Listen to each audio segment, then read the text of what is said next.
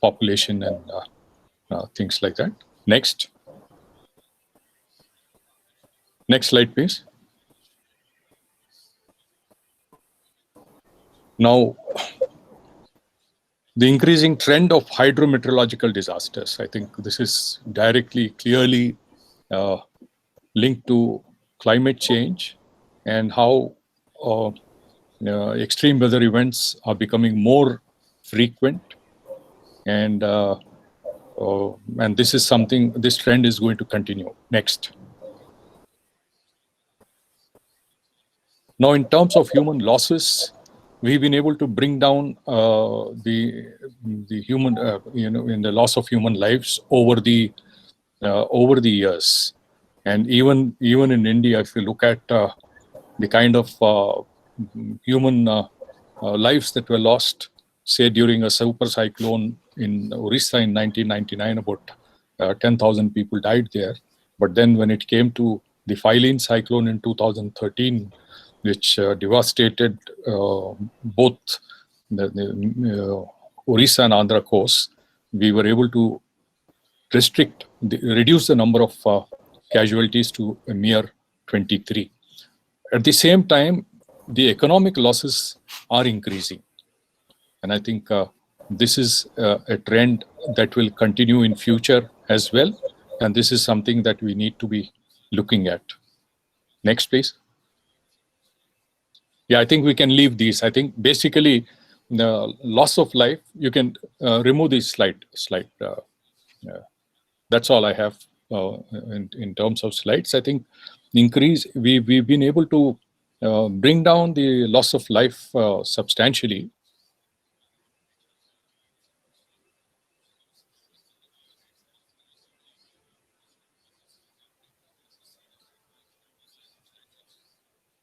And international agencies made a forecast that thousands of lives will be lost. But then the kind of preparedness activities that we have been carrying out year after year, and particularly after the formation of NDMA, that led to, we were able to evacuate, I think, about 10 lakh people to safer places. Of course, we have better early warning capabilities, and all these have contributed, and we were able to substantially reduce, as I mentioned earlier, to about just 23 lives being lost. Now, this is just an idea of how things are, the trends the world over, and India is no different from it. And now when we look at it, we just want to take you back to how this whole thing evolved over the years. I think the first ever major environment, climate change, disaster management, they're all interlinked. And the first major international initiative was the Stockholm Conference in 1972. And it was after that that the United Nations Environmental Programme was created. Then the World Commission on Environment and Development in 1983. Then we had the Earth Summit in 1992. We came out with the Agenda 21. Then in 1989, end of 1989, the UN adopted a resolution calling for the International Decade for Disaster Risk Reduction. The entire decade of the 90s was dedicated for this. And the secretariat which was running this later on at the end of the decade converted itself into the International Strategy for Disaster Risk Reduction. Then, of course, these days, UNISDR is no more there. It is now the United Nations Office for Disaster Risk Reduction. Coming to the recent, the latest phase of international developments. Of course, we had the Hugo Framework for Action between 2005 and 2015, and this was succeeded by the Sendai framework of action. And Sendai is the place which suffered the maximum damage during the Great Eastern Earthquake. And I had the opportunity of visiting Sendai when I was the vice chairman of the Disaster Management Authority, to look at, after 1 year after the earthquake, to look at what kind of work was going on there. Now, the Hugo framework for action had about 5 priorities, and the Sendai framework had 5 priorities and then set 7 global targets. Now, if you look at what these global targets are, it will be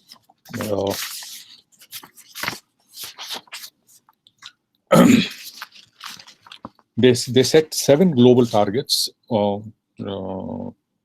every year from 2016 onwards. The first one was reducing global disaster mortality. Then the second one was reducing the number of people affected globally. The third one in 2018 was to reduce direct disaster economic losses. And the fourth one, to reduce disaster damage to critical infrastructure. And I think this is something which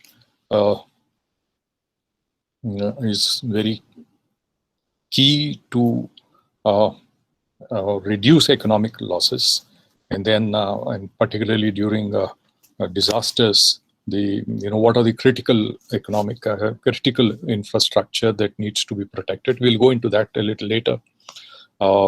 Then increase in the number of countries with national and local disaster risk reduction strategies, and so on and so forth. So when we look at this,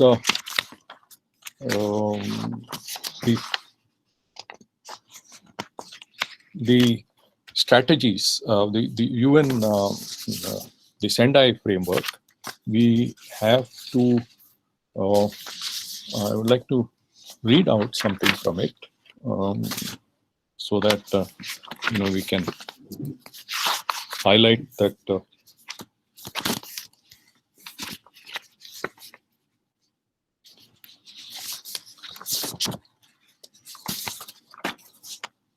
okay.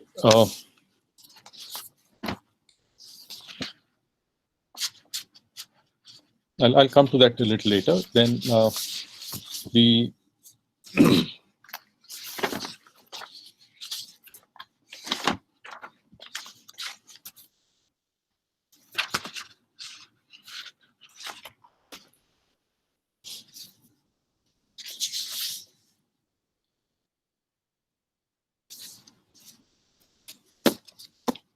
in effect, we have now 3 agreements that are in place, which are very critical for the future of planet Earth, and therefore for mankind. Apart from the Sendai framework, 2015 to 2013, we are all aware of the Sustainable Development Goals adopted by the United Nations, and then we are also aware of the Paris Agreement on climate change. Now, we have then recently, in 2016, we had the Asian Ministerial Conference held in Delhi, which was inaugurated by the Prime Minister of India. And then it was envisaged at that time that they started working on that. They had a clear idea of what needs to be done. And of course, how effective that is a different matter. But then they came out with the concept of the Coalition of Disaster Resilient Infrastructure. Then finally, in 2019, at the UN Climate Action Summit in Delhi again, it was the formation of the Coalition of Disaster Resilient Infrastructure was announced by the Prime Minister. It was to present a practical approach and roadmap in order to make our infrastructure resilient in the face of disasters. It was also to exchange ideas, to conduct country-specific and global activities. So a lot of things were said about this. Initially, about 35 countries joined this global coalition for disaster resilient infrastructure. Now,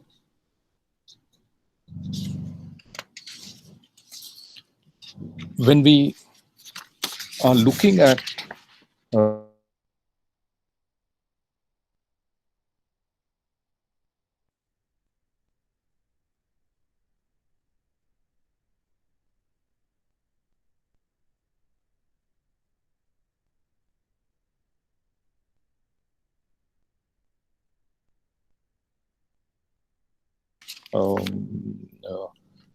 siting of infrastructure, I recall that there was a very severe floods in UK in 2005, and immediately after that, the British government had put in place the Pitts Commission to study the floods, 2005 floods, and then they came out with a big report running into about 500 pages.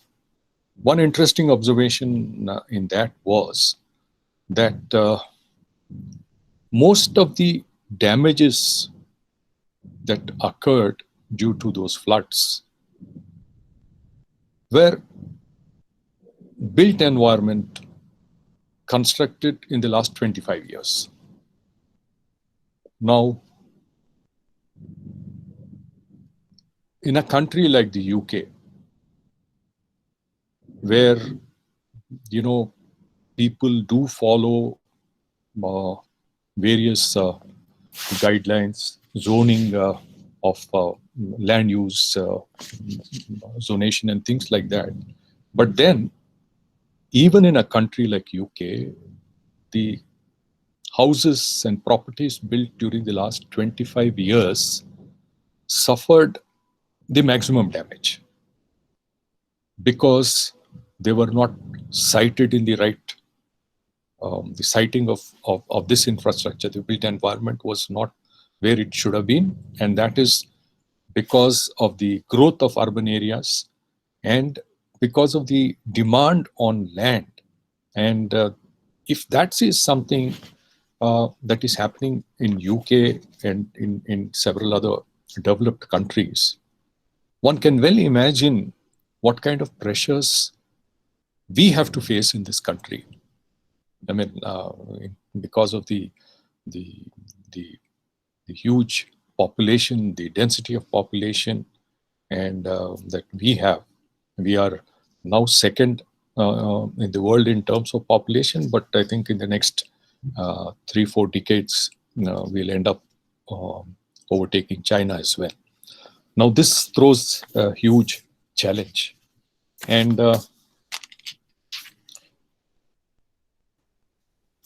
how are we going to deal with this is something that we will have to be extremely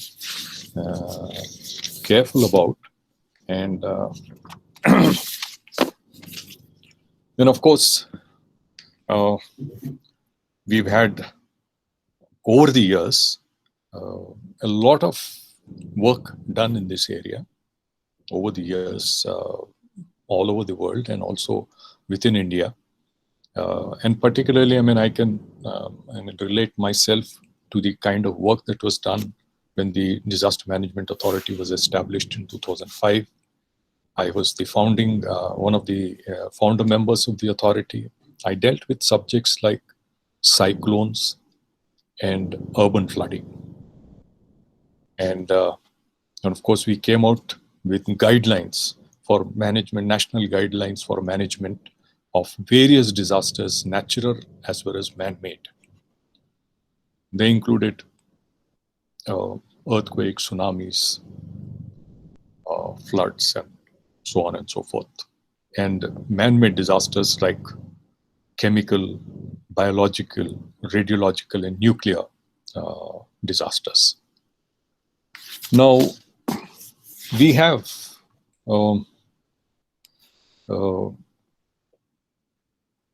made a lot of recommendations in these guidelines. Now, what is happening to the guidelines and the recommendations which were part of these guidelines? These guidelines, mind you, were evolved with the involvement of so many stakeholders. The state governments were there, the ministries of the government of India, various academic and research institutions in the country. And at NDMA, we had the opportunity of getting the best brains together. During when we were working on the preparation of guidelines for cyclones, we used to have Dr. Radhakrishna, who later became the chairman of ISRO, attend my meetings in his capacity as the director of the National Remote Sensing Center in Hyderabad. Dr. Sailesh Gupta, he went on to become the Secretary Environment, was attending our meetings, and people like that. I mean, eminent people. I recall that when we had the first national workshop to discuss, to identify issues for the preparation of the national guidelines on urban flooding, we had professors in civil engineering department from 7 different IITs in the country. We had the top academics from institutions like the Indian Institute of Science and ISRO and all over. I mean, and then all the ministries, the concerned ministries, and of course, wide-ranging interactions with the state governments. So what I'm trying to mention here is that these guidelines were evolved after taking into confidence and after consultations with all the possible stakeholders, both on the government, academic sides, government, both at the center and the state government. And we had a lot of recommendations. Now, when you look at, I think in the context of urban development, I think there are 2 major natural disasters which can have devastating effect. And of course, one of them is the earthquakes. The other one is urban flooding. Of course, flooding in the normal course in the past, when NDMA was first formed and I was a member, I had to literally have several meetings. In fact, you can call it a fight with my vice chairman, General N.C. Vich, who was the former army chief. He was the first vice chairman. I had to sit down. I had several meetings and literally fought my way through it. I insisted that urban flooding is different from flooding of rural areas. Vast expanse of land gets flooded when you have widespread rainfall during monsoons and otherwise, and the riverine floods, because the causes for the riverine floods are different and the causes for urban flooding are totally different. We know that urbanization leads to a runoff coefficient of about 95% of the rainfall is runoff, is flowing as without any natural, because of pavement and other things, water will not be able to get absorbed into the soil because it's concrete and pavements. And then our municipal corporations insist that it should be all paved because they don't want anything running into the stormwater drains, because that poses problems on a regular manner. But of course, the stormwater drains in India, in Hyderabad, in India, and everywhere else, they don't just carry rainwater, but then they are used more as sewerage lines, because we don't provide enough for laying enough sewerage lines, and as a result, the stormwater drains becomes very convenient for disposal of sewerage, domestic and even industrial. So I insisted, and we have now separate guidelines for urban flooding. Now, earthquakes is something that is going to be extremely serious event. Any earthquake in the Himalayan range, anywhere in the Himalayan range, of a magnitude of 8 or above on the Richter scale, can result in the loss of about 1 million lives.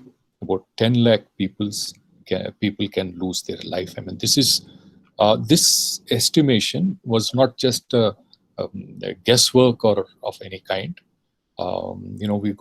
We had scenarios prepared by experts from IIT Mumbai.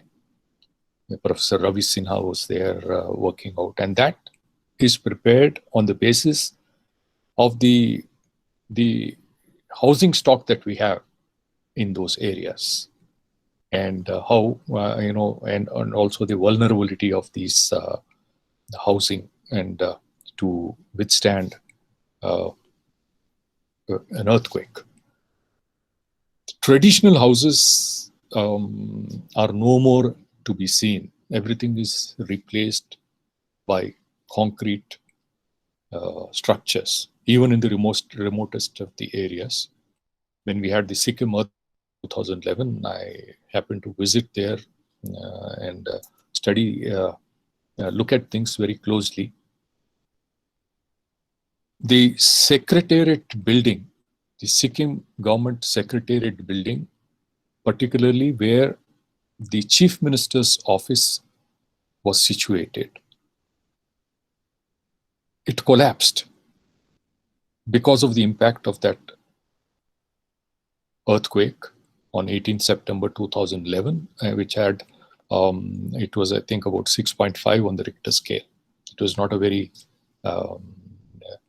high magnitude earthquake, but still it collapsed. And then when I saw that, and then the engineers and other experts who were with me were explaining, I went along with the Prime Minister on one occasion, and also with the Home Minister on another occasion, to look at it. And then they explained that when the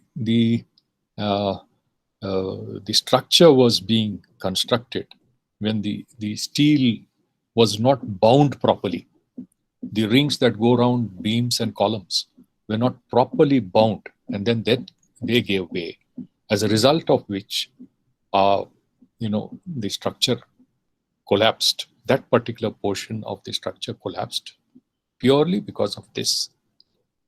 Now, who's responsible for such such type of construction? Is it the engineers? Is it the architects? Is it the people there? Now, and of course, one basic drawback that we have is lack of capacity building. We don't have the capacities to understand. People don't realize what kind of impact, with a small negligence action like that, what kind of an impact it would have in the event of a disaster like an earthquake. I mean, that was only 6.9. We can imagine if it was a larger magnitude earthquake. So this is something which causes me the greatest concern about how earthquakes can impact. Luckily, in Hyderabad, on the Deccan Plateau, we are comparatively safe. And of course, not to forget what happened in Lathur, not too far from Hyderabad. In 1993, the Lathur earthquake was something which was totally unexpected. And then it was, it could have been a dam-induced earthquake, the Koyna Dam being located very close by. Now, we cannot feel that we are safe. We look at the kind of structures that are coming up in Telangana. Look at the Koyna earthquake. Koyna Dam was that probably induced the earthquake. The Latur earthquake is something that people are talking about. But then in Telangana, as I mentioned, you look at the huge reservoirs being constructed. And one such reservoir is the Mallana Sagar, as a part of the Kaleshwaram lift irrigation project. Now, I raised objections to it, but then, things get overruled, whether it is in the state or at the national level. That is unfortunately, if the government makes up its mind to do something, they go ahead and do it. They will, any protest or dissidents, I don't say dissidents for the sake of it, it's not a political kind of a dissidence. I'm not talking about it. But, when we point out that this can lead to certain serious impact on the lives of people, they are totally disregarding such suggestions. They don't consult experts. Now, of course, we have a greater threat in store with what is going to happen to the environment impact assessment process in this country. Now, on this, at this juncture, I would like to mention about, while introducing me, it was mentioned that I attended the second UN Commission on Sustainable Development. I was a Minister for Environment in the state of Andhra Pradesh, 1993 onwards. It was a short stint because we lost power in 94. And this was in 94 in New York. And I had the opportunity of listening to Mrs. Sheila Copps. She was the Deputy Prime Minister of Canada, and she was leading the Canadian delegation to the Commission on Sustainable Development. And of course, the Indian delegation was led by Mr. Kamal Nath, and I was an official member of the delegation. Mr. Kamal Nath was then the Minister for Environment. So Mrs. Sheila Copps, in a speech, she said that they got a survey conducted in Canada because their party won a landslide victory in the 1993 elections. And they wanted to know what is the single factor that contributed to that kind of result. And I believe the finding was that there was one point that they included in their party's manifesto. And that was that not only individual projects, but the entire policy of the government will be subject to environment impact assessment. Now, that's a very, and this is going back to 1993, almost 30 years back. And that was the level of understanding of the people of Canada. They understood what environment impact assessment was and how it can help prevent degradation of environment and thereby the quality of human life, and then all the damages that can do to what implications it will have for the future. Now, they had instances, and then this is what has happened, not just individual projects, but the entire policy. Now, 30 years later, today in India, are we able to say, I'm a politician, can I put something like this in my party's manifesto? And how many of how many people will really understand the seriousness or implications of this. They won't care because they're not aware, because their priorities are different. So this is uh, uh, this is the ground reality that we have to bear in mind and then plan things. So one of the biggest uh, problem that this Mallana Sagar is going to pose is it has a capacity of 50 TMC. Now, it is not across a river. Whenever there are reservoirs constructed, they're across rivers. Projects, irrigation projects, dams, reservoirs are all across rivers. This is on plain ground, like how you would construct an overhead tank or even an on-ground water storage tank. And the capacity of 50 TMC is something that, we have something in Hyderabad that we can compare it to, to compare with. The Hussain Sagar in the middle of Hyderabad has a capacity of about 1 TMC, and it is spread over an extent of course, now a lot of encroachments all around, but extent of about 1,100 acres. So what in effect the government is trying to do at Mallana Sagar is to construct a reservoir which has the capacity 50 times that of Hussain Sagar.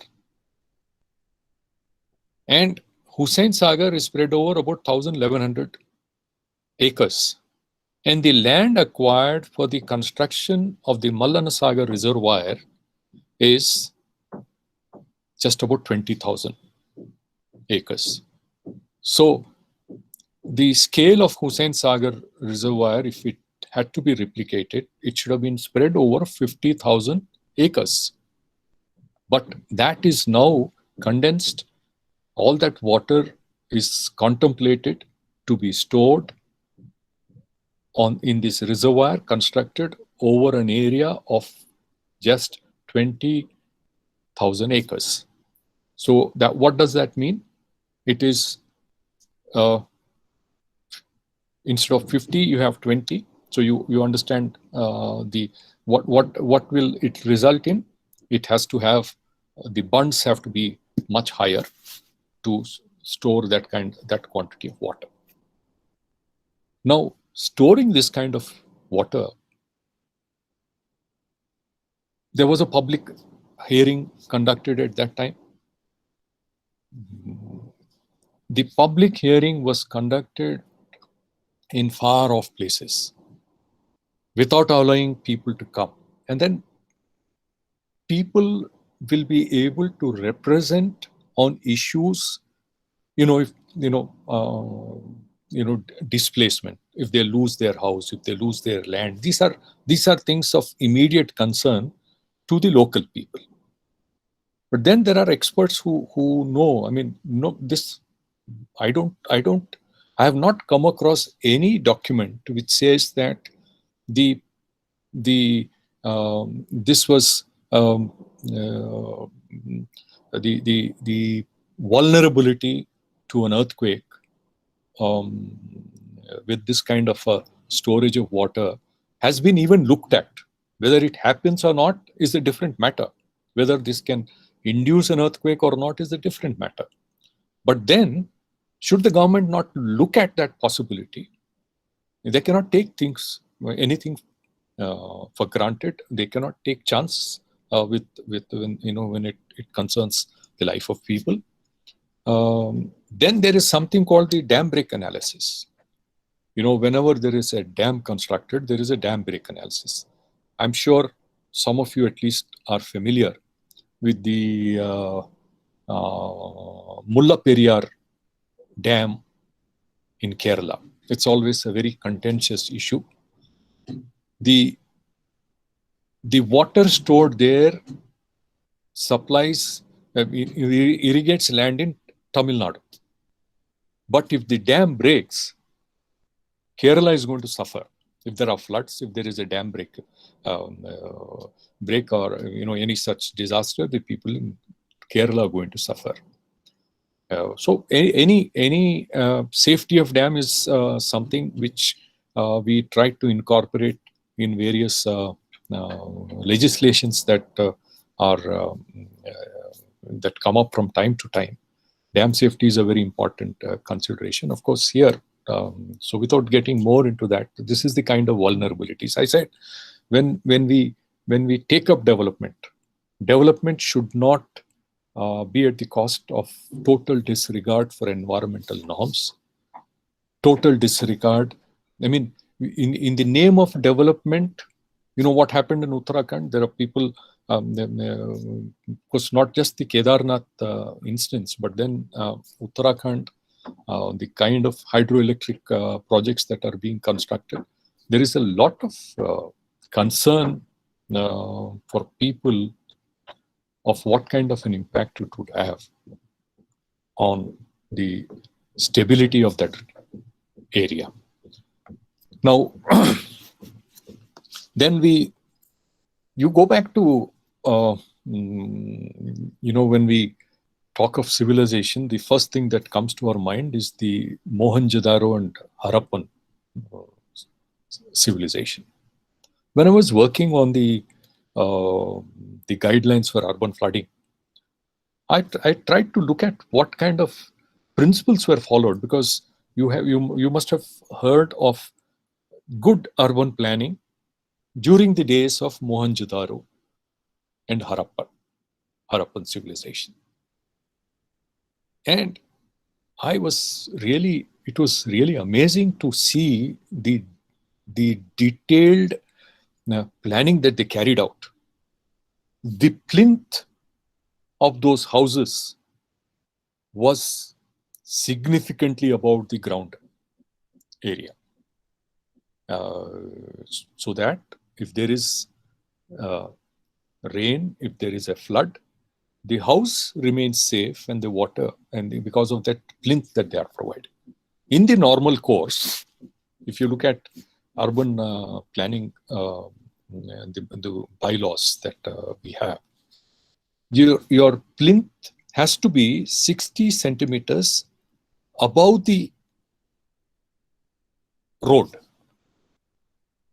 Now, please look around and see how often is being followed.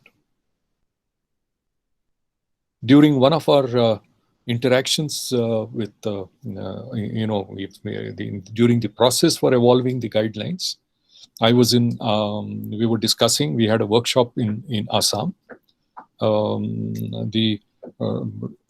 Professor Sharma, who was from IIT Guwahati, was telling us that when his father constructed the house there, it was well above the ground level. But today, well above the road level. But today, the same house is below the road level. You look at roads in Hyderabad. I've been in MLA for almost 30 years now. I mean, more than 30 years, I've been very closely following up various development programs in the city and observing how things are being maintained. When a new road is being laid, it is layer after layer and layer after layer. And as a result, what has happened is I have seen road dividers getting submerged. Then there is another road divider. And how long can we go on doing this? I was in Italy, in Milan. My daughter was studying there. I saw the roads there. They had these cobblestone roads laid, we don't know how many decades ago, and then they remain. It remains as it is. There is no increase. You go look at any other country, developed country, they don't tamper with the level of the road. I mean, first of all, the roads which are laid in a perfect manner. So they don't have to go on relaying roads as we do it. I mean, this is business for the engineers. This is business for the contractors. This is business for the elected public representatives. Every time money is spent on roads, everybody at every level, they get their commissions. This is the unfortunate state of affairs that we have here. We have in our guidelines suggested that the milling should be done, and that is something which is very simple, but nobody seems to be looking at it. And where will we be headed if things go on like that? But then we had the white cement roads laid in Hyderabad. I protested against this. Not only here, but wherever we have the Indian Roads Congress, they come out with guidelines with specific on how roads need to be constructed.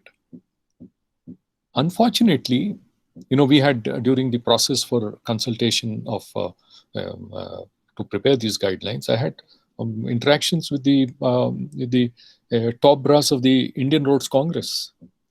And I said, urban flooding is something that needs to be an integral part of planning whenever you take up roads. Now, the roads, white cement roads, which are laid in Hyderabad, they have totally... I went and visited their office. I discussed with their chief engineer. I said, what is the... how are you factoring in urban flooding into your designing? They're not even aware of it. We have released these guidelines in 2008. 12 years, 10 years, 12 years down the line, even the people holding responsible positions are not aware of it. Now, this brings me to a very critical aspect of what is happening. I got hold of studies from 4 different countries.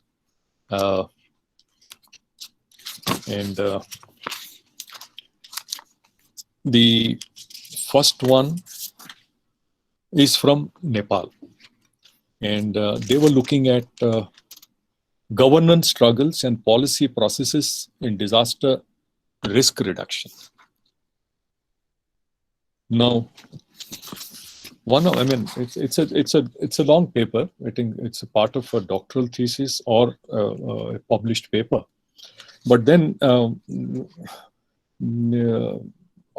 just read out one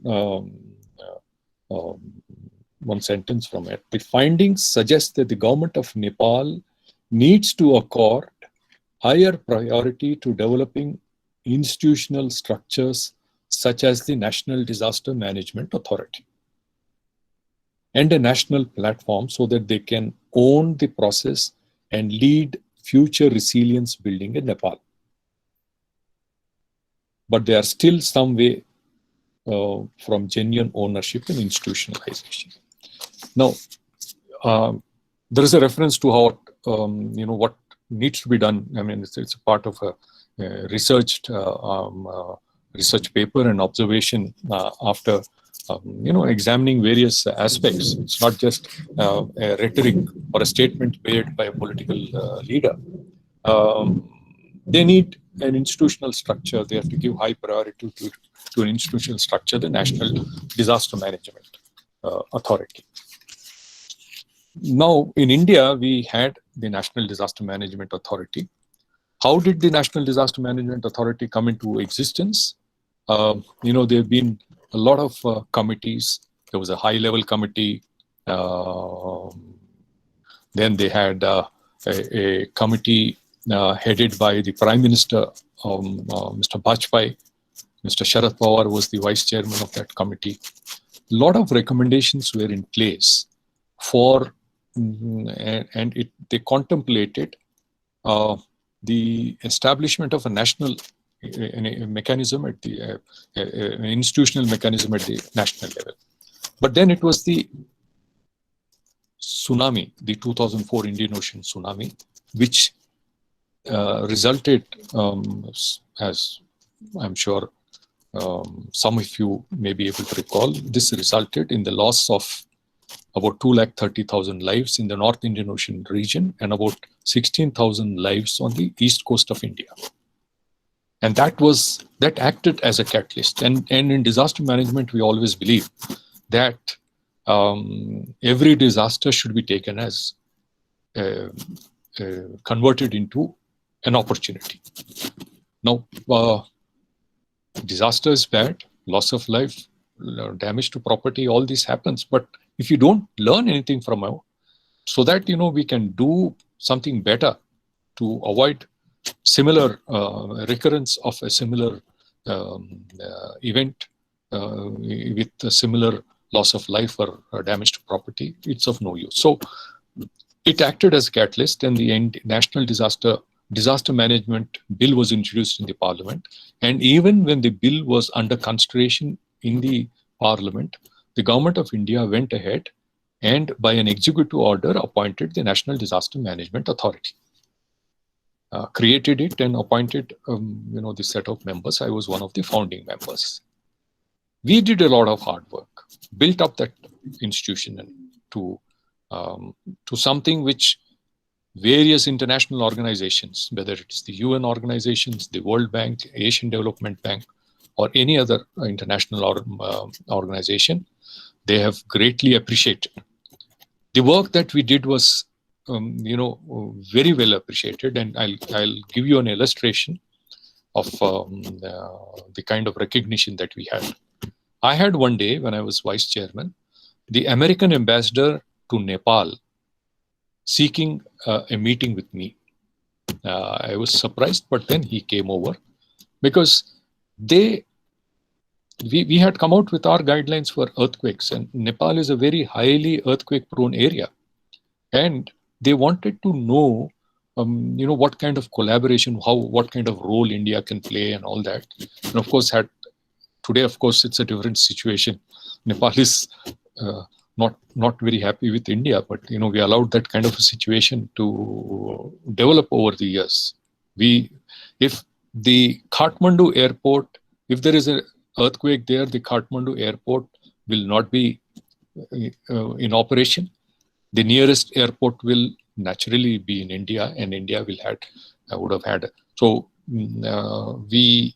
I think in that context he came. So I'm just trying to say, there are other aspects, I don't want to get into it, but I just want to stress the fact that internationally, the American ambassador to Nepal recognized what NDMA was doing. So there have been many such instances. Loss of life we were able to reduce. We institutionalized preparedness campaigns. We carried out preparedness campaigns for an earthquake based on a hypothetical scenario. What will happen in Delhi? A hypothetical scenario in the Northwest. And we conducted a preparedness campaign exercise based on one of the biggest earthquakes in the past, the Shillong earthquake of, I think it was 1894. What impact it would have? People's memory. One of the things that I mentioned about what happened in Canada, that, why people were able to appreciate. Our people in India, we are not making them aware. And this is one of the important aspects of the 7 targets of the Sendai framework. How to read it out. What kind of make people aware.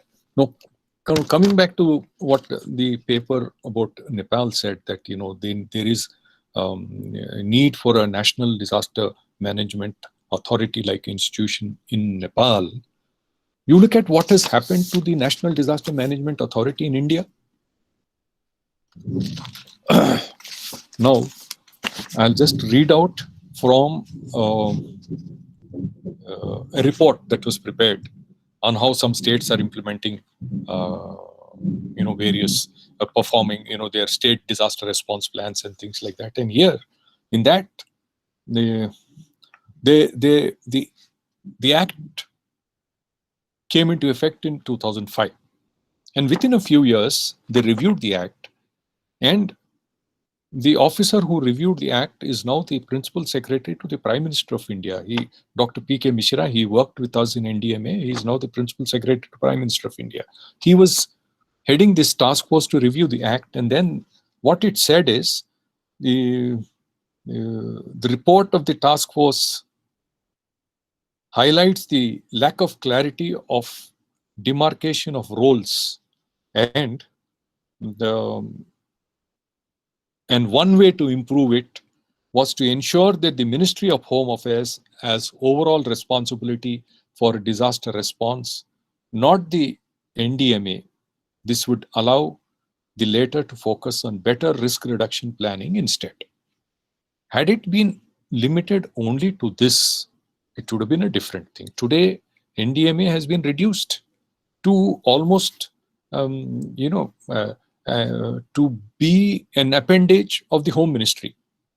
I mean, this is not the way disasters are going to be. We come out with guidelines. Who follows it up? Nobody. Nobody in the ministry. Nobody in the government of India. Nobody in the state government. We had in NDMA a vice chairman. I had the status equal to that of a chief minister.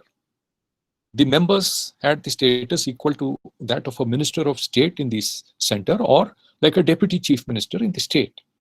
So if we visited states, I had interactions with chief ministers all over the country in many states, and I was able to advise.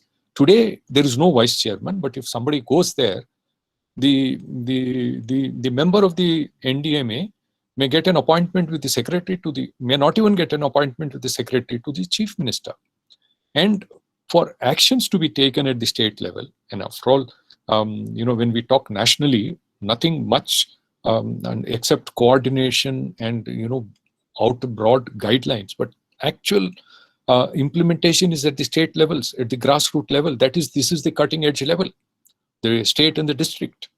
And anything to happen in any state or district, it is possible only when the chief minister of a state takes upon himself this responsibility. He's conscious enough and who's careful enough, and then they go about implementing programs. And when they are done well, because the entire administrative machinery falls in line. Now, when this is a broad perspective, okay, this was Nepal. Then when we look at Bangladesh, I'll just read out the title of the paper: Exploring Implementation Gaps Between Policy and Practice for Disaster Management in Bangladesh. Now, there are gaps between guidelines and what is actually in practice. Now, the other one is in Canada, country like Canada, about which I mentioned earlier, what kind of awareness is there in people. Risk perception and knowledge gap between experts and the public. Even in a country like Canada, this is the situation. And on this, people thought it is necessary to come out with a researched paper.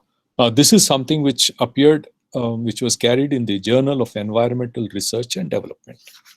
Now, besides this, even in Iran, a country like Iran, and wherever these gaps do exist, so no matter what kind of policies we come out with, no matter what kind of guidelines we come out with, as long as these gaps persist, no matter, you have the Sendai framework on paper, now this coalition for disaster resilient infrastructure, I am sure that, no matter what is in the plans, what is in the agenda, what is on paper, if it doesn't convert into actions on the ground, it doesn't make any sense. And this is one challenge, is to come up with strategies, to come with plans and guidelines. Then the bigger strategy, bigger challenge would be, and how to get these into plans which get implemented. And how can that happen? Do we have very often we see, and I'll just give you one instance, I mean, something which will immediately come to your mind. We recently had flooding in the Usmania hospital, the old building of the Usmania hospital. There was flooding, and then we saw videos which went viral on the TV, and then on the social media platforms. Why did it happen? They said it is because the stormwater drain was choked up. Do we have in this country anything that is called preventive maintenance? Does anybody apply their mind? Even I mean, I don't know. I mean, even in teaching in institutions, when the syllabus is prepared, I don't know. I mean, I haven't interacted with anybody on this particular aspect. I mean, I stand corrected, but I've never heard. At least if it is there, it is also there. You know, when we have a lot of people attending a program, you know, when you have very important VIPs and all, a lot of people attending, so and so said like this, and at the end they say in the newspaper, so and so also attended. Now, preventive medicine, preventive maintenance will not even be mentioned in that manner, because nobody understands what it is. Nobody realizes the importance. Leave alone all other things. Even in your house, does your kitchen sink get blocked? Why does it get blocked? Does your sewer line get blocked? It keeps happening from time to time. Sometimes you're on the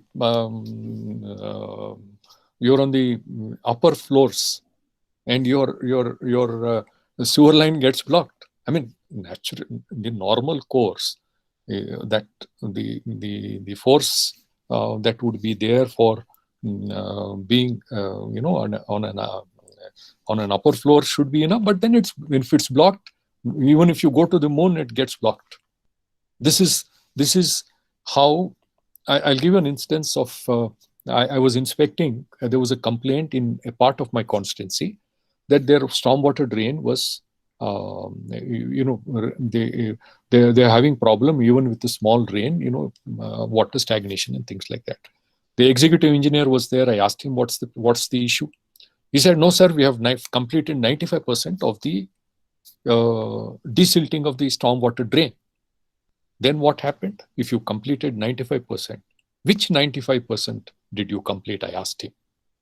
See, there is an inlet and there is an outlet.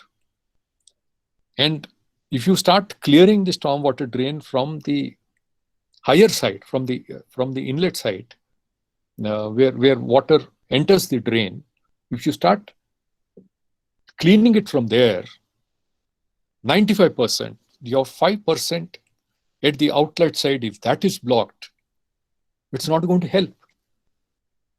It may delay flooding or water stagnation for some time, but then once that the length of the pipe is full of water, then it again starts stagnating. This is not a part of training. You know, when you're desilting, start from the mouth and start from the end, discharge point. So if you start desilting from there, if there is a heavy rain, there is a self-cleaning velocity. And that factor comes into play, and then with lesser effort, your drain may get cleaned. Well, these are all small little things which appear very simple. It doesn't cost any money. It doesn't require anything. But yet we keep repeating the same thing. And I think no matter how beautiful, how well we draft our guidelines, how experts come and give their inputs, we may get, maybe in future we get people from space also, other somebody up there on Mars giving us ideas. But then, unless we evolve a system of converting the policies into action at the grassroots level, nothing of what we say will make substantial change or will result in substantial benefit to people. Now, these are some of my observations. And resilient society, we should be able to, our infrastructure has to be resilient. Now, what happens? We've been talking of great. Now, I saw this coalition of disaster resilient infrastructure. Very often, I find, I'm not simply trying to be, critical or expressing a different kind of opinion, but then very often we end up reinventing the wheel again and again. I'll cite instances. I'm not just making a vague statement like that. It's not a vague rhetoric of making a statement. I was dealing with cyclones. I was involved in leading the efforts to prepare national guidelines on management of cyclones. And then I used to spend substantial amount of my time researching on the net, because, that is what information technology has done to us. You don't step out, but you can look into everything. I found that there was a paper which I could access on the net. This was something which there was a study of forests in Andhra Pradesh conducted by IIT Roorkee. So I got that paper. Then I had a meeting with the officials of the Andhra Pradesh government, forest department and others, and I asked them about this report. They said they don't know about it.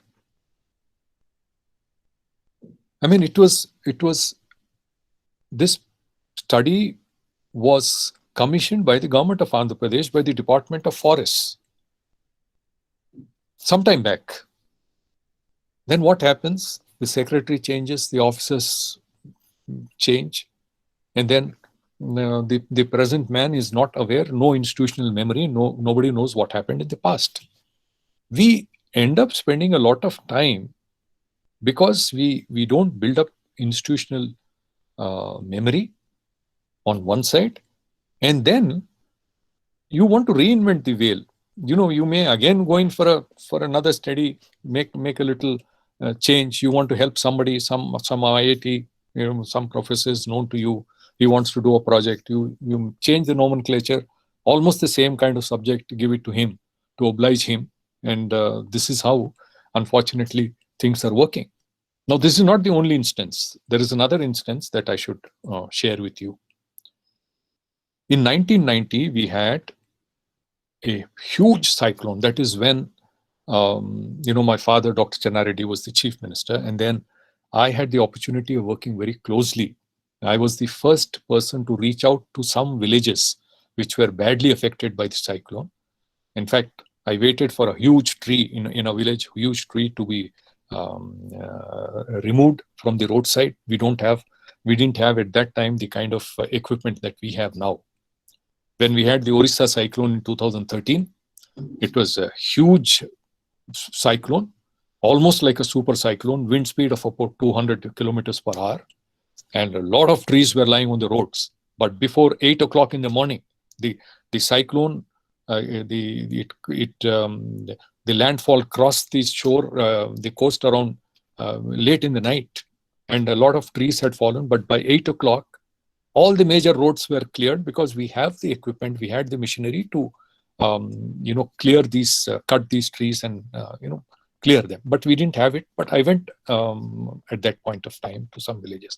Coming to the point, the cyclone at that time, after that, the government of Andhra Pradesh came up with a proposal to the World Bank.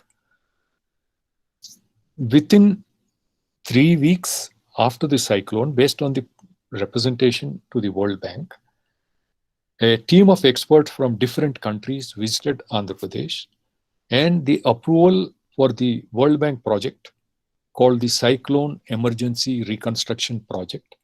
The approval was given within 3 months, and the project was grounded. Completed in 3 years. It is a record for any World Bank project, probably anywhere in the world. So I was in NDMA working on cyclones. I asked my office to get in touch with the government of Andhra Pradesh to ask for a copy of the World Bank project report. I get an answer that they don't have. They said earlier it was the finance department, it was looking at it, then the planning department, and between them, nobody knew where a report, that report could be found. It was not, the state government could not give it. Then I had Dr. K.J. Ramesh, who retired last year as the Director General of the IMD. He was with us attending my meetings, and I mentioned to him that I'm not able to find this. Incidentally, he happened to work on a World Bank project after the cyclone project, another World Bank project. He was responsible for it in Hyderabad. And he told me that when he handed over charge to his successor, there was a room, like an ante-room next to his office. In that, there is a steel cupboard. And on the top shelf, there is a copy of this report. I mean, if government reports have to be found only on the basis of the memory of that gentleman, and by chance, I interacted with him, I knew about it. And that is how the most important World Bank project, there is no institutional memory of this. What proposal was given, what happened. We don't have a system of evaluating how it is implemented or its effectiveness. And I think, yes, we cannot go back on coming out with new thoughts, new ideas. You exchange knowledge, various other things, inputs that are required. But on the other side, unless an institution, there is an institutional memory, these things are all properly put together, you will end up wasting a lot of time reinventing the cycle, and then reinventing the circle. But then the other on the other extreme side is how the plans don't remain, a rhetoric, a speech made by a nice, high-sounding speech made that, we are doing this, unless these policies or this vision gets translated into action on the ground level, that is going to really result, facilitate and help us to come up with a resilient society where we can deal with things in a better way. And resilience cannot be possible with business as usual approach. We've been talking about it. Somehow, we're still some distance. And even in a country like Canada, if they find that there is a gap between perception by government officials and the people, where 23 years back they had voted for almost 30 years back they had voted for a government just because they said not only our individual projects be subjected to environment impact assessment, but the entire policy of the government should be subject to environment impact assessment. I hope we start focusing more on those things simultaneously. I'm not saying that we don't need to focus on new technologies, new strategies, new guidelines, and new things in place. But then these are all the gaps that have to be addressed simultaneously. I don't know. I mean, I was asked if I had a presentation. I said no. It'll be more of an informal thing. I just wanted to show those 4 slides to highlight on how loss of life is coming down, but the damage to property is going up to that a limited extent. I mean, globally that is the trend. But besides that, these are some thoughts that I put together. I thought it could be of some interest. I hope, at least this should, we should keep talking about this often, so that public debate comes, and and then ultimately we should go around. Public awareness generation is the most important thing. And during the introduction, it was also mentioned that I had worked on water issues and utilization of Godavari. And at that time, I said I have my objective was to generate public opinion, because only when public opinion is generated will administrative and political will get crystallized. So these are all things that are required. Theory, perceptions, as seen by policymakers, as seen by experts. The way forward suggested by them. How we need to take things to the logical conclusion, and I think we need to simultaneously look at what kind of gaps we have, so that we can slowly, maybe perhaps over the years, maybe things will get better. I wish to thank Dr. Raj Reddy and other colleagues for giving me this opportunity to share some thoughts with you today. Thank you.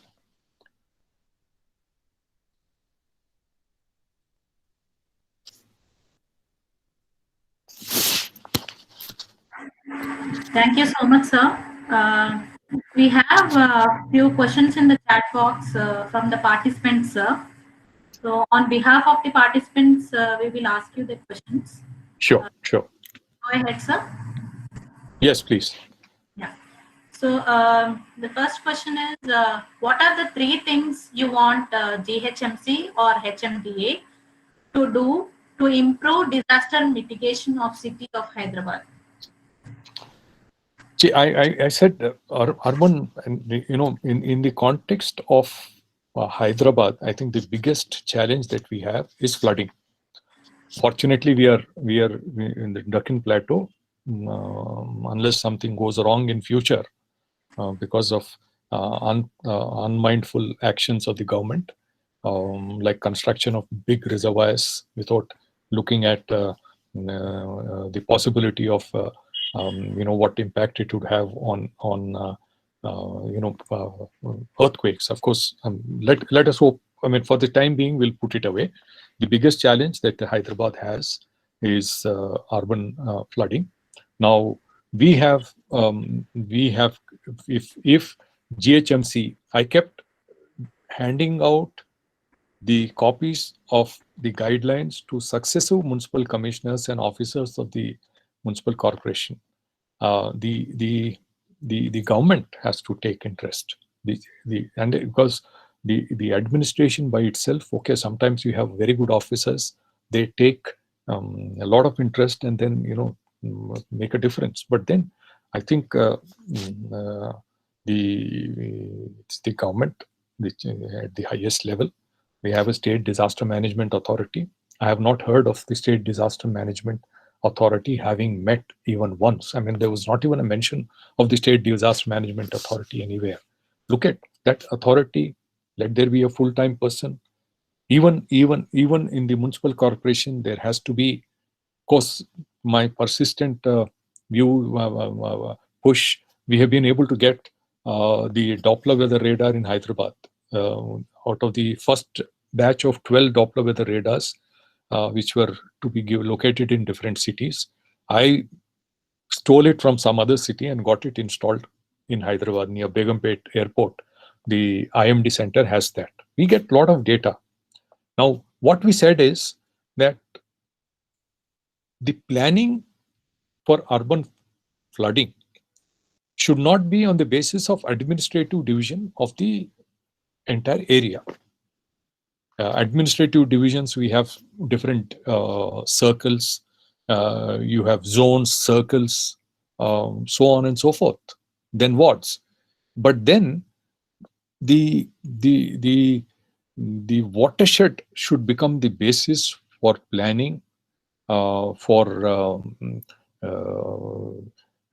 stormwater drainage planning, and flood strategies. Now that is not being done. I think Hyderabad has about 13 watersheds where water, except some parts of Nizampet, where the water goes into the Godavari basin, the rest of the water goes into the Krishna basin in Hyderabad. Any rainfall in Hyderabad will flow into the Krishna basin, and it flows into the Krishna basin because they will all empty into the Musi, and the Musi is a part of the Krishna basin, one of the tributaries which are ultimately lead to the Krishna. Now these 13 nalas, waterways that we have, these 13 nalas, between them have 13 watersheds. What is a watershed? I mean, I don't have, because when we were preparing these guidelines, I had discussions, and because when we put down what a watershed, not many people really understand. I can say it with authority. I worked on watershed development for irrigation also. What is a watershed? You ask the topmost bureaucrat, you ask the topmost political leaders, they will be blank. Watershed is an area where when water falls, this water will collect in one common outlet, nala, drain, rivulet, whatever it is, stream, whatever it is. Now that watershed, Hyderabad has 13 such watersheds. Now forecasting should be done on the basis of watersheds. IMD issues warnings. I told IMD, I told GHMC. When I was in office, we tried to push it. Ultimately, the state is the biggest stakeholder. GHMC and Metro, HMD are the biggest stakeholders. Nobody's preventing them. Sit down with the IMD people. When the IMD puts out their forecast, they say watershed number 1, 2, 3, 4 will receive 1 to 2 inches of rain, or 5 to 10 centimeters of rain. Then what are the actions that need to be taken? Because out of 13 watersheds, if 2 watersheds are going to be badly affected, and we know we are not, this is not astrology, this is not a spiritual forecasting, this is based on pure science. You have the Doppler weather radar, which gives you 3 to 6 hours of notice of the area where it's going to rain and the kind of intensity of the rainfall. And once you have that information, early forecasting, early warning, you can mobilize all your resources to concentrate in this particular area, so that the people, you can warn them, you can send out signals. If simply say you listen on the radio or on the television, Hyderabad is going to have heavy rainfall. What does it mean in terms of practical terms? People living in a particular watershed area, and that is the awareness that should be spread to the people of Hyderabad, that you forget I'm in Tarnaka, you're in Mushirabad, somebody's in Madhapur, somebody's somewhere. This is my watershed. If it is going to rain here in this watershed, our life is going to be impacted. If children are out in school and this kind of rainfall is expected, the parents are forewarned. They know what to do. The schools will know what to do. This is a thing where you need to be really involved. And I think this is what I meant when we have everything on paper. When it comes to implementation, this is not done. And I think this is the simplest thing that the you have not administrative boundaries, but you go by the boundary. Your planning, forecasting, everything should be done on the basis of watershed boundaries. And then the other thing that really is really bad is how the way you go on raising the road levels. That is also something that can be avoidable. So there are a lot of things that they can do. I wish the GHMC and the HMDA I can again arrange to send copies of the guidelines if they have the time. We've had you go look back and see the kind of seminars, the kind of workshops that the government has had. I have my the convener of my group, which was where we were working together on the urban flood guidelines, Professor Kapil Gupta from IIT Mumbai. We keep even the heavy rains in Mumbai, we keep exchanging almost on a daily basis. Anywhere it rains, more than 10 millimeters in a 15-minute period, it is an alarm bell, because that means 40 millimeters in a 1 hour, which our drainage system is not capable of handling. Unfortunately, our drainage system were designed during the British days, whether it's Bombay, Calcutta, Delhi, wherever we are, and same thing in Hyderabad. I mean, the old drainage system was designed on the basis of a rainfall of 40 millimeters per hour. And even if when we have the drainage, the stormwater drainage system, these capacities are overwhelmed. You look at the nalas, how they get dumped by debris. People from houses remove. I've seen practically, because I've been going around the constituency. I see, foam pieces floating, old beds, old sofas, everything. People dump into the nalas, because nala is nobody's business. But then if nalas get choked, everybody gets affected. I think there has to be a big, massive public awareness campaign. GHMC should do that. I mean, it should go on. You start teaching children from school, from early days. There's a lot that needs to be done. I mean, I can take 2 hours to lecture on this.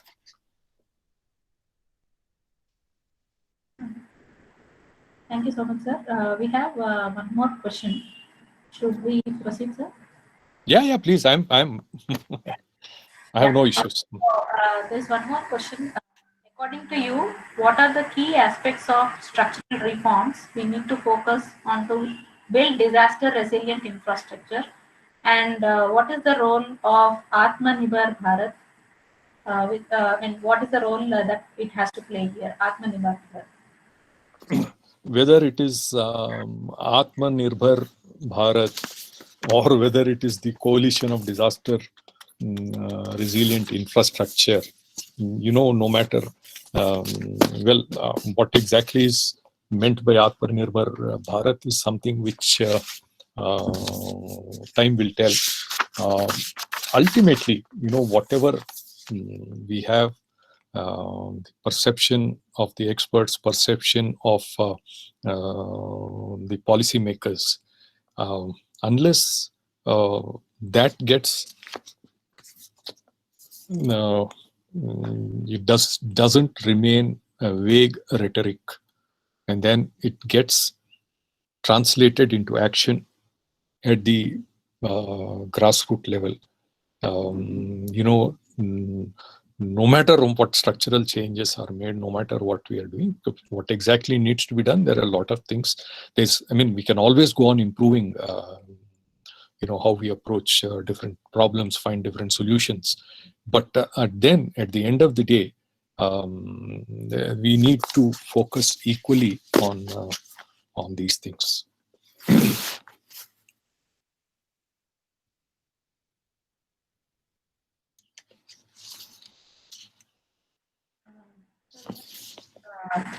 Question. Is it not true that United States has a very good disaster mitigation and prevention plan? Goals are very strongly defined and drills are done on annual and semi-annual basis. Can we not just replicate it here? See, in the United States, they have a national exercise conducted every year.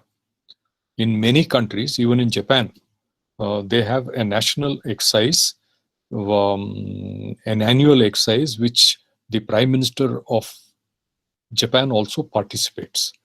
When I was in Disaster Management Authority, we started working towards this.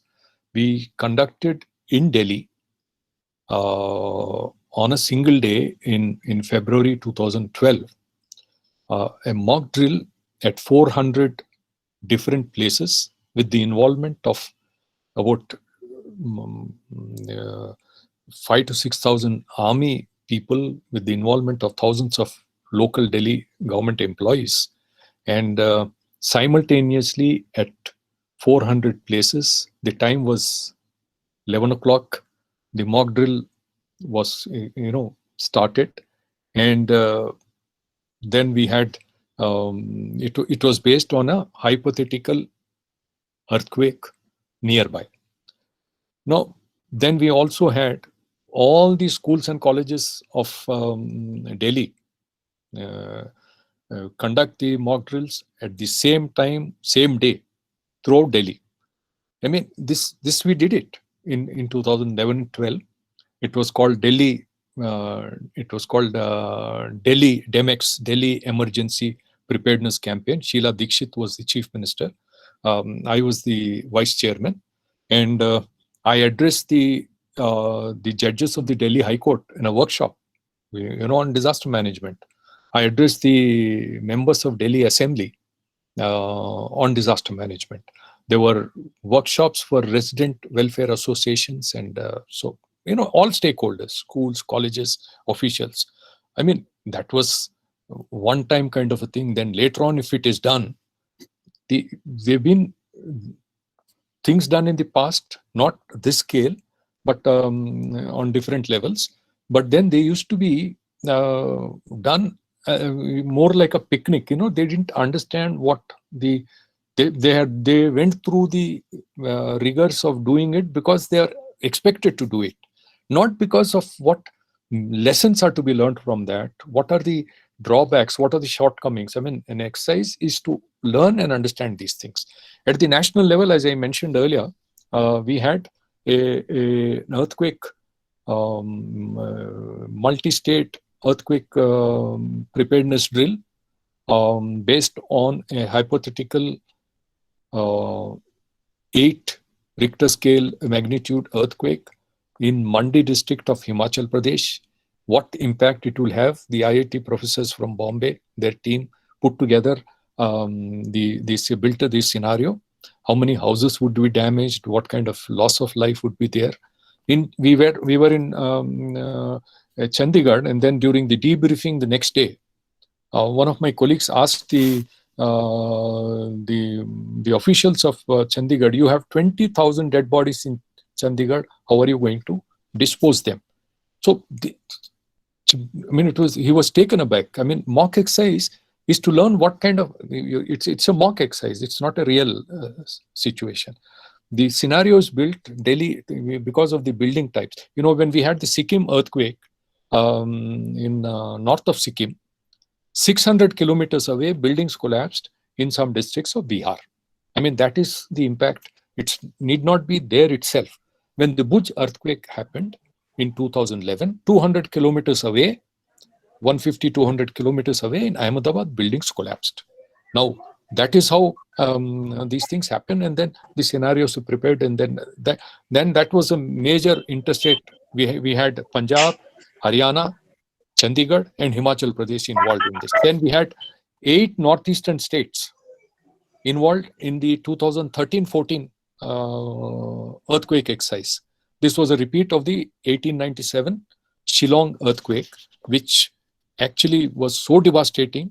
I mean, it was so intense that the entire thing was recorded by the then director of the Geological Survey of India, Oldham, or Dr. Oldham. It converted that into a textbook on earthquake, which is now being followed by people. Oldham, if somebody is interested, they can look up. That is a textbook all over the world. So Japan and America, they do this national exercise. If exercise is done just for the sake of it, it needs the involvement. That is what NDMA, as when I was there, I went to Orissa, 19th June 2006, to conduct a mock drill. I was personally present to conduct a mock drill. Then we had every year on the same day, 19th June, Orissa conducts mock drills in all the cyclone centers they have. And the result of all that was 7 years later, when they had the Filene earthquake, their cyclone shelters were working, they're in operation, and they were effective. And in the real situation, they were able to evacuate about 10 lakh people to safer places and save lives in that manner. So we did it. And then they are still going on. But how what the level of involvement has to be at the highest level in a state. We need people at the highest level in the state. If they go around without a mask, can we expect people on the street to understand the importance of mask? And if the chief minister goes and participate, in Hyderabad we conducted a mock drill for a terrorist attack in Secunderabad station. Then we did a fire thing in Gandhi Hospital. I mean, these are things where to create an impact, if it is done merely by officials, it doesn't catch public attention. One of the main purposes of creating this is to test our capabilities, understand the drawbacks, and improve things for the future, understand the gaps. But then it is also to raise public awareness. I think we need more of this.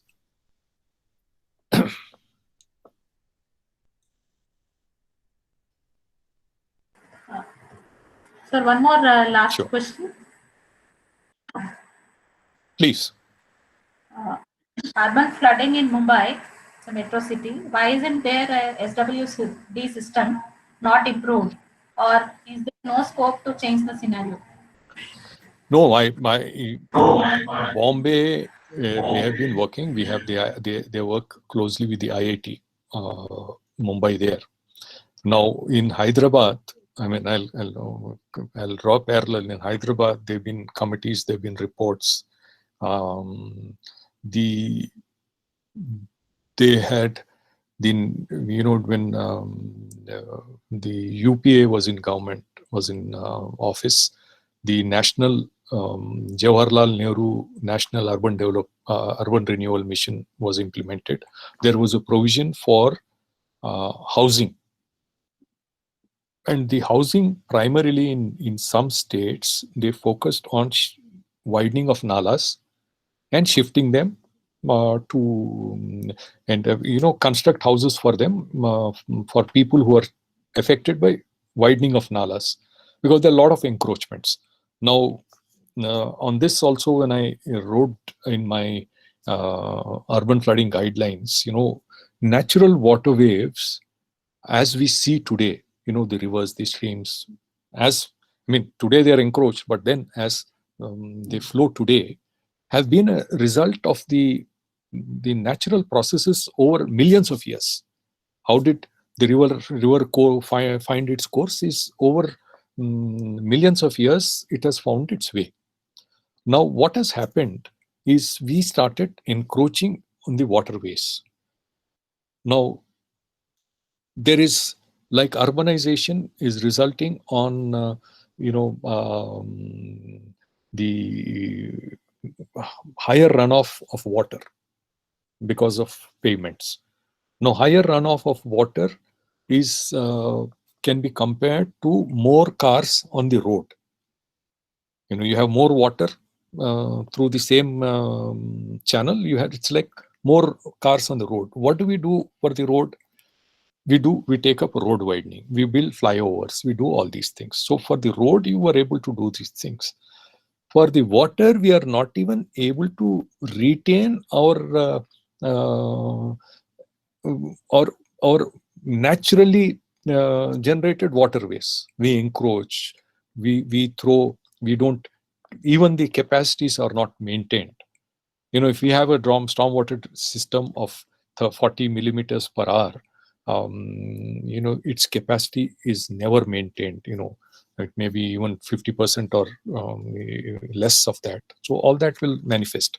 But then again, Bombay has its own special problems because of it's an island, recovered island, and the high tide is always a serious factor there. And the rainfall, when I started working on the urban flood guidelines, I've traveled few times. I studied abroad, but I've traveled in different countries, and particularly when people are aware of the people say English weather. In London, it's sunny and suddenly it starts raining. So then the regular thing that people carry is a raincoat or even an umbrella. A lot of people walk around with umbrellas because it can rain. So I used to wonder that British must have developed a beautiful stormwater drainage system because it keeps raining so often. But then if you look at the average annual rainfall in England, in London, it is 600 millimeters per year. If you divide it equally, because it's not a monsoon system that they have, precipitation even almost throughout the year, the monthly average rainfall or precipitation is 50 millimeters. And how much rainfall do we receive in Mumbai? The average rainfall in Mumbai in the Indian cities, in Mumbai is probably the highest. Of course, the Cherrapunji and other pockets, that's a different thing. But Mumbai receives 2,850 millimeters of rainfall, and maximum rainfall is during July, and that is when sometimes you have about 800 millimeters of rainfall in July. If you recall what happened in 2005 on 25th July, there was a rainfall of more than 1,000 millimeters on a single day. 934 or 944 is the amount recorded at one of the by one of the rain gauges in one of the stations. But then I'm sure the above 1,000 millimeters was recorded in different places. So if that much rain comes in one single day, the best of the infrastructure will collapse. Now, Japan is the most prepared country in the world. What happened in 2011 when we had the triple disasters? We had this tsunami. We had an earthquake, resulted in a tsunami, and that tsunami flooded the Fukushima nuclear power plant, resulting in a nuclear disaster. Now, Japan is also overwhelmed. So ultimately, no matter what we do, if the rainfall is in excess of the capacities that we have, it is bound to create floods. People wrongly say that when you spend thousands of rupees, thousands of crores, everything should be in order. It doesn't happen. Of course, what we spend should be spent properly. But then, if the rainfall, if nature shows its might, it is overwhelming. We have to evolve strategies to deal with it. We cannot avoid. So how do we face things better? And that is what I think is important. And Mumbai, Hyderabad, I think we have about 700 millimeters of rainfall in Hyderabad, 700 to 800 millimeters. And that much comes in 1 month in Mumbai. And sometimes more than a month's rainfall falls in 24 hours. And even in 24 hours, they may be, this is what climate change is doing. We have more episodes, increasing number of episodes of high intensity rainfall. If a rainfall of say 200 millimeters is over a period of 24 hours, it has a different impact. if the same 200 millimeters of rainfall is experienced in 1 hour or 2 hours, it is totally devastating.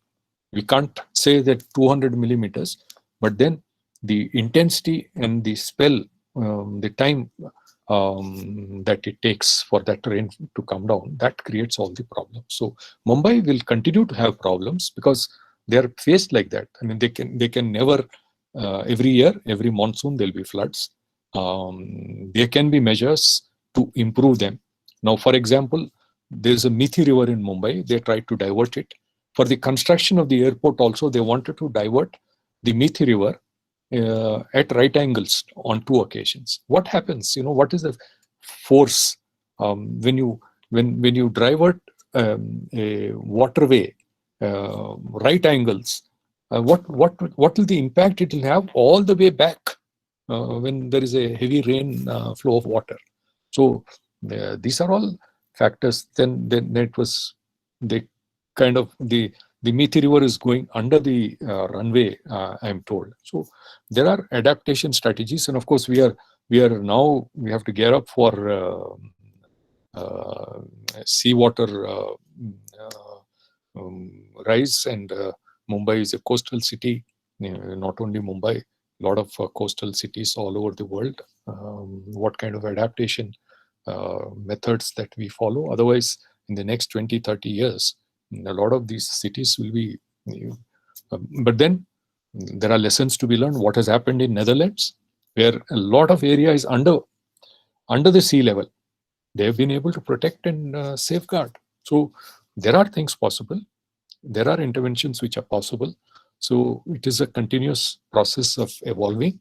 And in spite of that, even if Netherlands, in Holland, they have a lot of area under seawater, under sea level, they are protecting it. But then if the rain is overwhelming more than the planned capacities, they will also have problems. So nature, and this is what COVID should teach us. Now Government of India is coming out with the new EIA notification that will spell doom.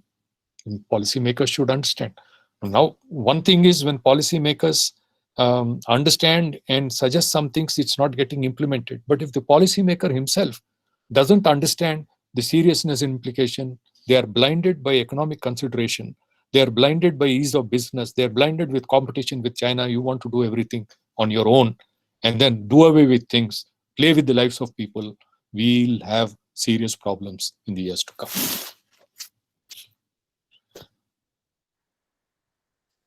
Thank you, sir, for your unrelenting response for all the questions. We would like to thank Sri Marish Shashidhar Reddy Garu for his kind words of wisdom. The session was very informative for giving us insight to understand prompt and effective response in case of disaster-prone areas in an urban scenario. Sir, thank you for the overview. I think I was more like a politician, because the politician, once he starts speaking, he doesn't look at the time. He goes on and on. But then the subject is such that Yes. I've been seeing some people joining and leaving. I hope it was not boring for No, there were some technical issues, sir. They are not leaving. They were joining back again. I know. Yeah.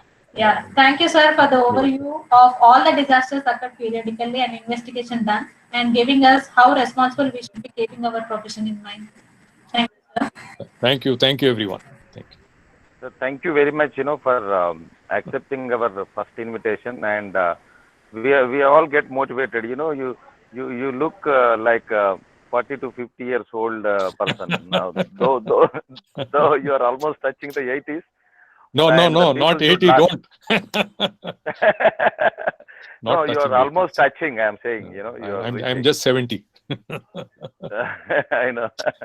So we should all learn from you, and you're like a professor, and we don't treat you like a politician, though you are having a lot of wisdom. And then thank you for sharing all your experience and then wisdom, and hope the architectural students enjoyed this session, and then we will have a longer connection. And this no, event, and one other thing, I must also apologize. There seems to have been some confusion. 10 o'clock or 12 o'clock.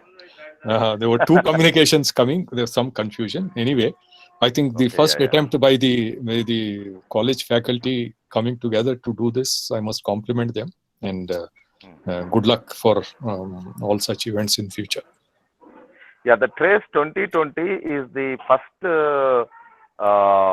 event, is a first edition, and this edition will continue. So Trace 2021, 2022, so it will go forever. And we want, in the conceptual stage only, we want the architects to get involved in the planning stage, so that the mitigation can be planned in advance rather than later stage. So that is what the theme of the subject, and because climate is everybody's subject. People think that the environment minister or only Marri Seshadhar Reddy is responsible for climate change. No, so it is, the climate is everybody's business. So the, I'll just one second. You know how people don't feel involved in it. I was in a slum area in my constituency, and then people came, had the officials with me. People came complaining, sir, our drainage line is always choking up. These fellows are not doing anything, useless fellows and all that. So I asked the engineer who was there. He said, sir, people remove the manhole covers and directly dump their kitchen waste also into it. So, I mean, if you cannot always blame the establishment for these small minor things, and everybody, I think this is also a message that people need to understand. People, when they clean their house, they think they're cleaning their house, they dump it in front of their house on the road. So instead of dumping onto the public authorities, if they recycle it and then use the the wet waste to convert into manure, and then only the dry waste, if we can take it to the recycling, so that is ultimate. And the architects nowadays, they are providing the space for the recycling, and it must be an idea where there won't be any recycling. Everything must be consumed within the society, and that is the ultimate we are looking into. That's what the architects should looking into. And don't even see what will happen. We are working for money. Yes, everybody is having the survival is important. But at the same time, if all the architects refuse to do a steady design, planning, then the unity will, so it is we who should create something, rather than following something. That's what my message is. Thank you, sir. Thank you very much. And students are so obliged to listen to your lecture, and wonderful time. Thank you. Thank you. Thank you very much.